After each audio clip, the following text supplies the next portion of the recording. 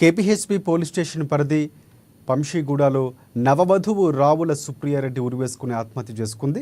ఇంట్లో ఎవరూ లేని సమయంలో గురువారం రాత్రి 11 గంటల సమయంలో ఉరివేసుకుని ఆత్మహత్యకు చేసుకుంది. స్థానికులు సుప్రియ తల్లిదండ్రులకు సమాచారం తెలియచేయడంతో విషయం వెలుగులోకి వచ్చింది. యువతి ఆత్మహత్యకు పాల్పడిన సమయంలో ఇంట్లో భర్త రాఘవేందర్ రెడ్డి లేనట్లు తెలుస్తోంది.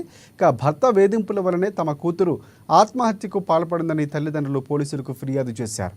అదనపు కట్నంగా మరొక 3 ఎకరాల భూమి తేవాలంటూ సుప్రియను వేధించేవాడని పోలీసులకు ఫిర్యాదులో పేర్కొన్నారు. ఘటనపై పోలీసులు కేసు నమోదు చేసుకుని దర్యాప్తు చేపట్టారు.